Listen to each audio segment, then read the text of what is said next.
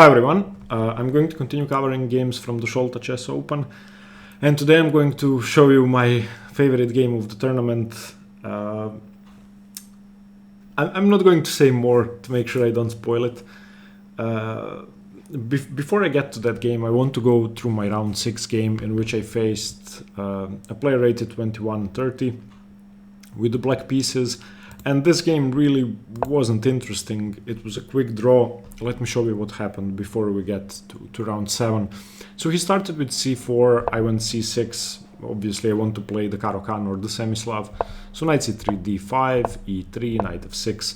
There are ways to avoid going for the Semi-Slav still, but he played d4. And after e6, I have the position that I want to play. Now he doesn't have to play knight f3, but that's the main move, and now we are in the normal Semi-Slav main line. After knight b to d7, bishop to d3, now we have the Meran. And this is one of my favorite positions in chess. This is what I really like playing, and this is one of the few positions that I sort of understand. Okay, dc4. Bishop c4 and b5. Now here are 3 moves are possible. Bishop d3 is the main move.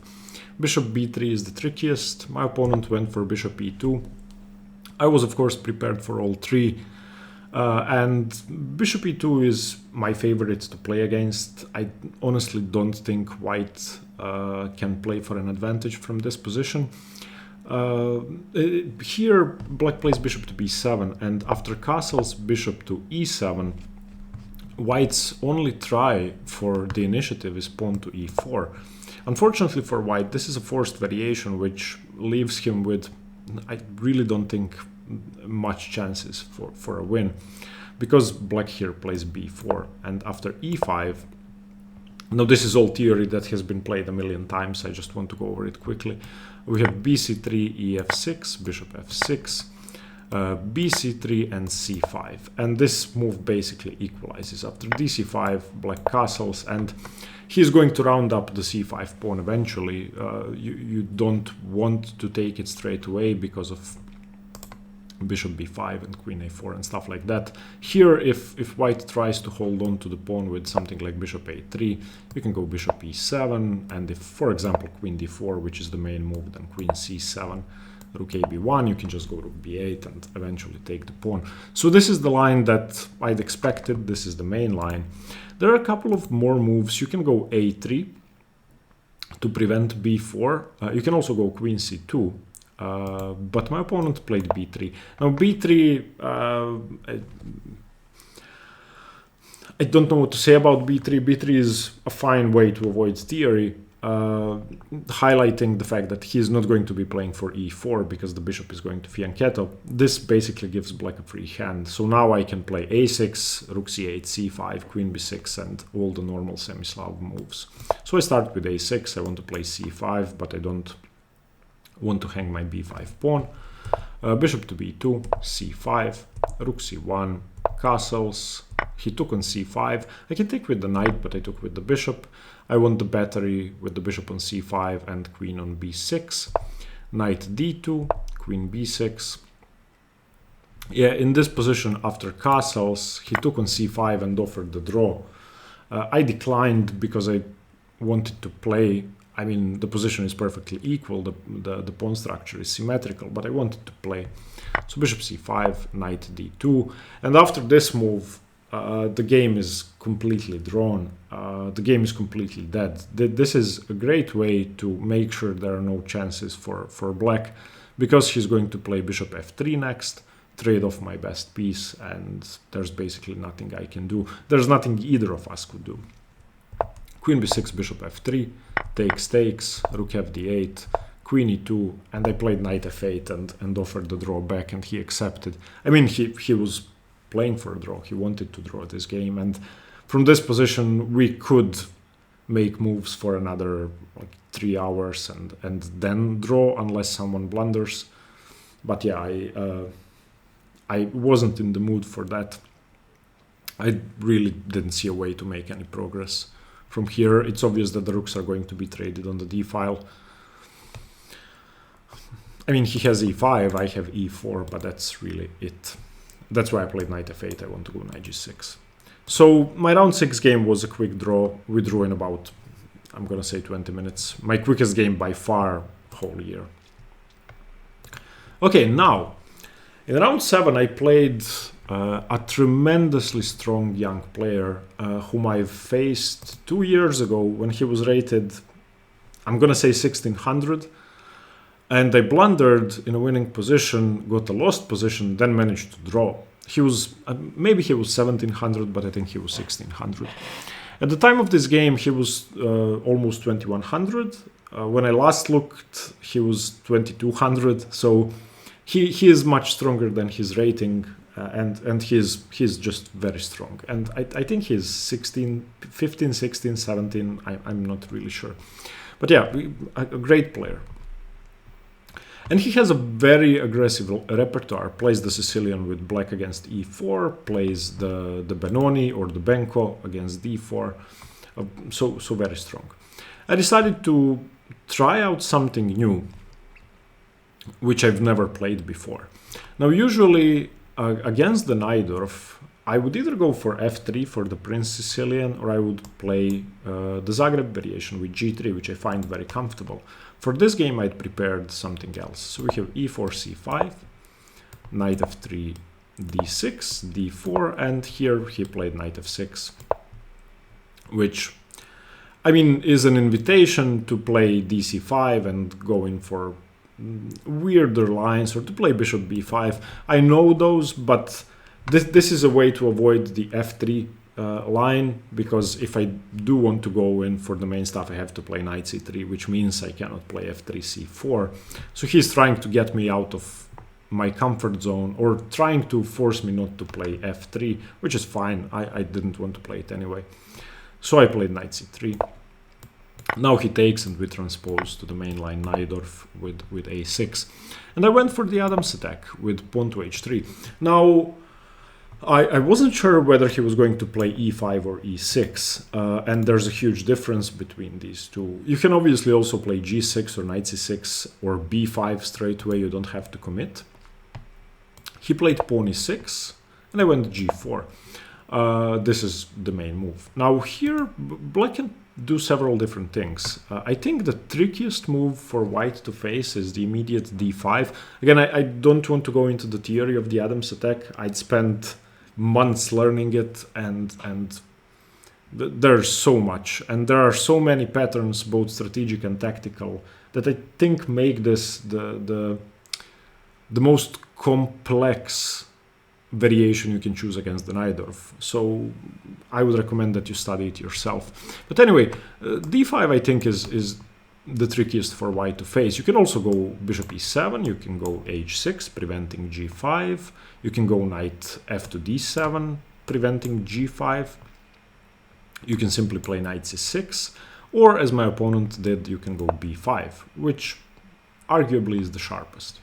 Okay, bishop to g2, bishop to b7, white castles, and in this position we already have to start thinking about the tactical patterns. Now, the reason why I like this game is because I got to play a position, the type of position I wanted, but not the exact position. And I didn't know theory pretty early on, but I still went for the plans I was intending to go for. So in this position, the first pattern you should note is that if black plays b4, simply trying to win your e4 pawn, then knight d5 is a very strong move. And this knight sacrifice, which I ended up playing in the game a few moves later, is very strong. It doesn't give white the immediate win, but gives white an extremely strong position, which is hard for black to play. So okay, this knight has to be taken. So ed, ed. Fine. What's the point? The point is the king is still on e8, you've castled, you have rook e1. So black's best is to continue bishop e7, and after g5, knight fd7, you can go knight c6 here, pressure on the e7 bishop, threatening to take the bishop and then either take the queen or put more pressure. So queen c7, And now knight e7, king e7, and queen to d4. And this is, I would say, so easy for white to play that the fact that he is a piece down doesn't really amount to much. Okay, what else?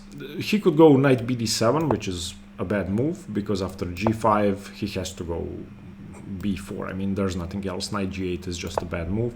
And then knight d5 again. Now it's even harder to defend because this knight is blocking in all of your pieces.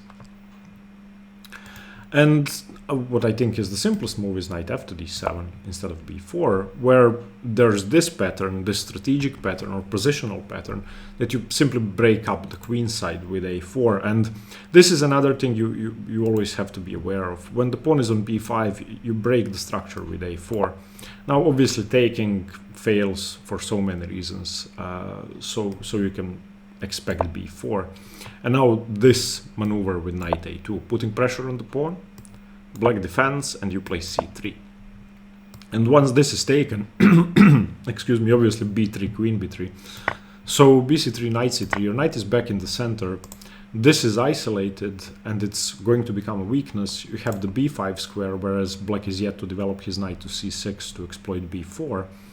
And the b5 square is more important because of the pawn on d6. So you can imagine something like, I don't know, bishop e7, knight here, and already this spells trouble for black.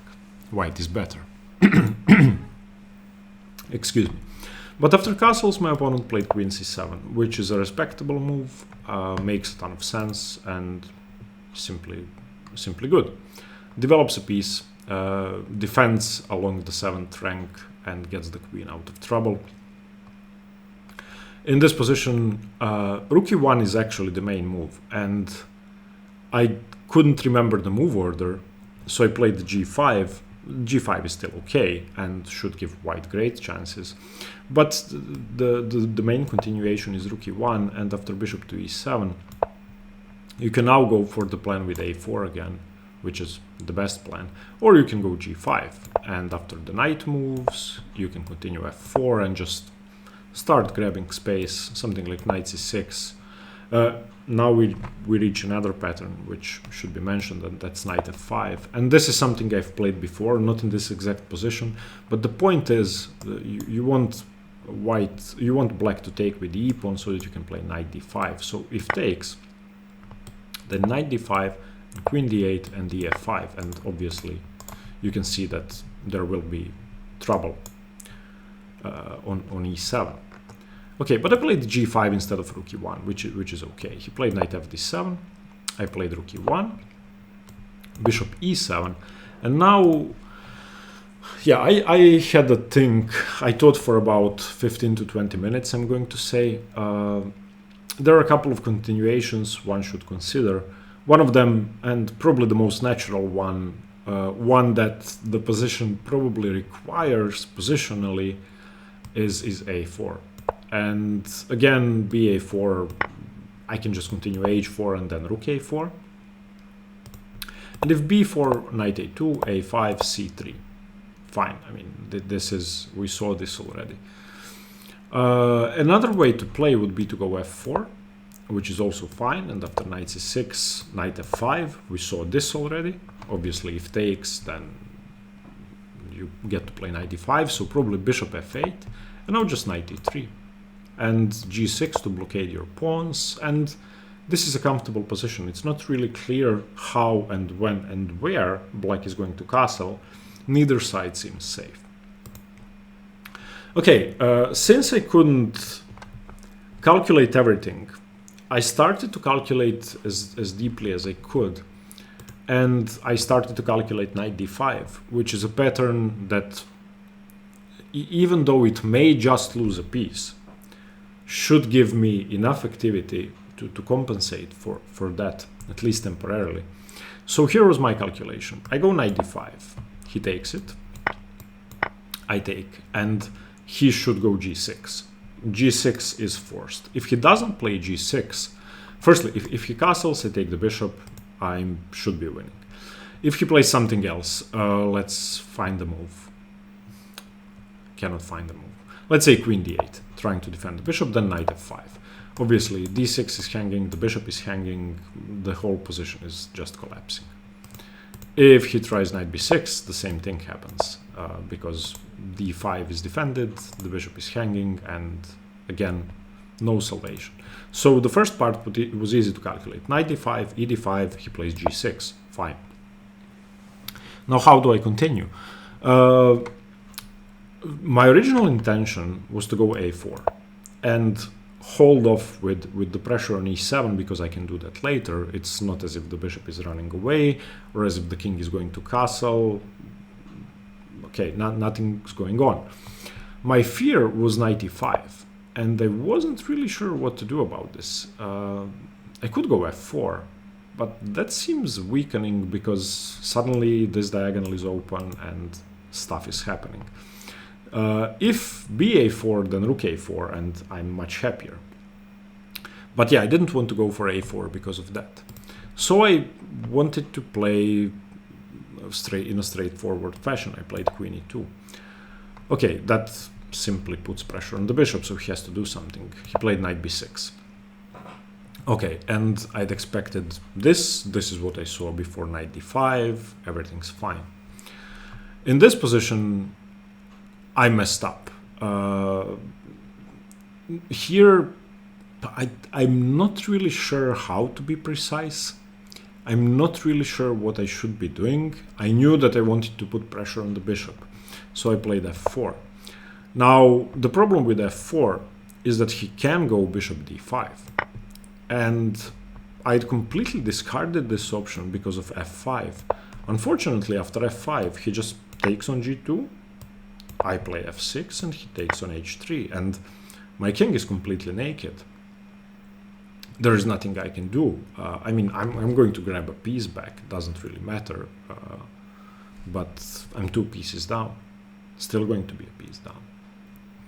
So, and I'm going to turn on the engine for this one so that I can try and explain the correct moves, because the position is far too complicated for me to understand. Hopefully it was hard for him as well. Okay, the engine says this is dead equal all zeros, if white plays either b3 or a4. Now, who would be considering b3 or a4 in this position? I don't know. Those moves did not even cross my mind at this point. I just wanted to pile on as much pressure as possible. Every other move, big advantage for black, except for bishop d2, which is minus 0.4. So bishop d2 is fine. Bishop d2 is fine.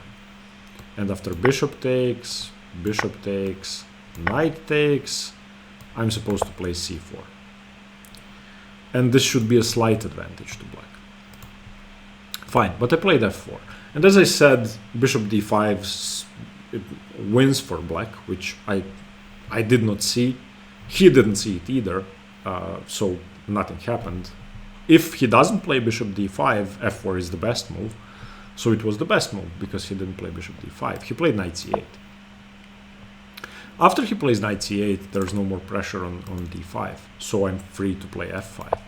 Okay, now if he doesn't do anything, then I win, because I win a million pieces with f6, so he castles.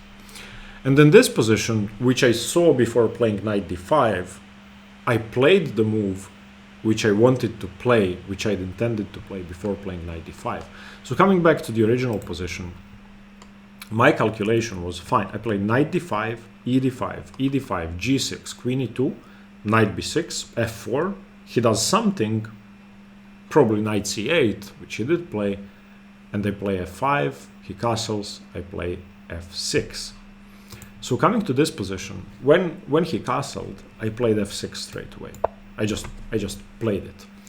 My reasoning was this has to be much better for white, if not winning for white. Why is that? Well, his only move is bishop to d8. And after bishop to d8, I played queen f2, again very quickly, and to my surprise, after having tried to find a winning continuation by myself with Mr. Bedic, who is an international master, my coach, with Milan, and with a couple of friends. Once we couldn't find it from this position, I concluded that there is no win. And there is no win. White is completely busted here. Queen f2 is just a blunder. Obviously, the idea is I want to go here, here, and mate him. What's the problem? Well, the problem is that he always has time to go knight d7, take twice, give one piece back for a million pawns, my king is naked, d4 is weak, my second rank is weak, the c2 pawn is weak. So this is just over. An alternative here was maybe knight f5. Obviously, if that's taken, queen h5 wins the game. He doesn't have time to do anything. So, but he can play h5. And if I take, the position closes down. If I go something like bishop to e3, then he just goes rook e8. Again, I should just be lost. Therefore, we have to look for an alternative instead of f6, which, as I said, is the move I played automatically. I just played f6 because I thought it had to be the only sensible option in the position, considering I'd given up a piece. It turns out there's a win here, or there's something very close to a win, and it's not f6. If you want, you can pause the video. I found this after hours of analysis, mostly spent on positions after f6. The winning move, or the winning attempt, is knight e6. Now, this attacks the queen, attacks the rook. Something has to be done. Either he takes it, or moves the queen away. There's nothing else to really consider. Now, first, let's have a look at queen c4, which should be the best move. After queen c4, I can simply take this, b takes, knight takes, bishop takes, and this should give me a very, very good position. Slightly better, not winning, but slightly better, with better development, with the bishop pair, a lot more space, and good winning chances.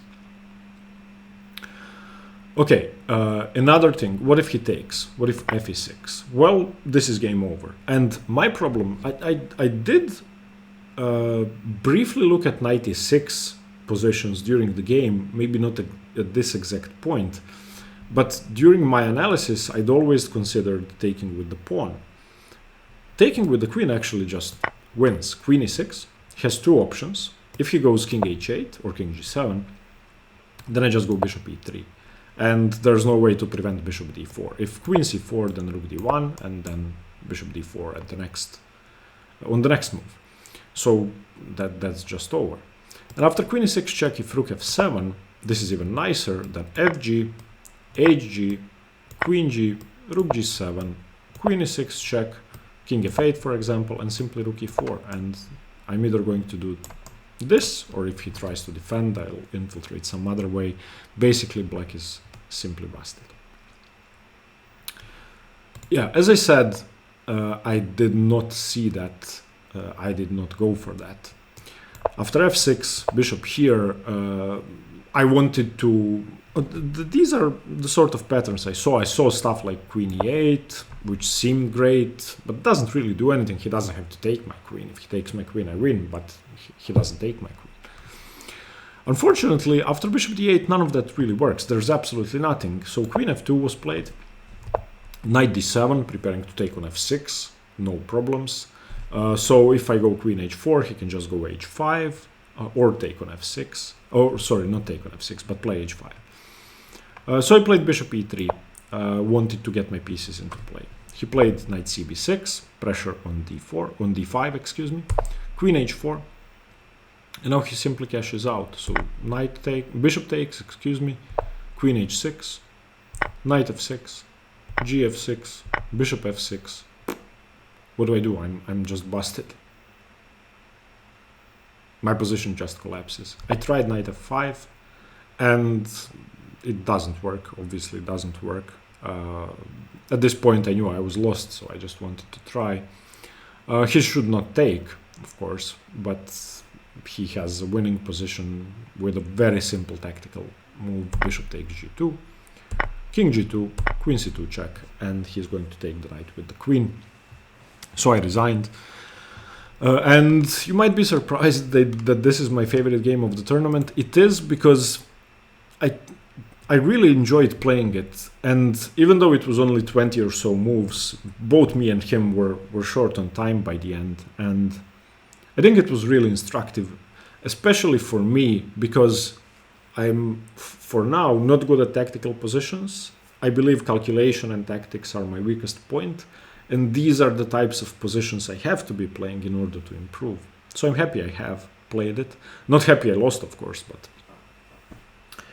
the biggest lesson I got from this game is, even though you've planned out and calculated a combination 5, 6, 7 moves deep, as I have before knight d5, you have to stop at each point and look for alternatives that you may have missed. Obviously, I'd missed knight d6, I played f6 automatically. Perhaps had I tried to find something better, I'd have found knight d6, played it, and won the game. Anyway, this was round 7, round 6 and 7. See you tomorrow for round 8. Hope you got something from the video, and stay tuned for more chess. Bye bye.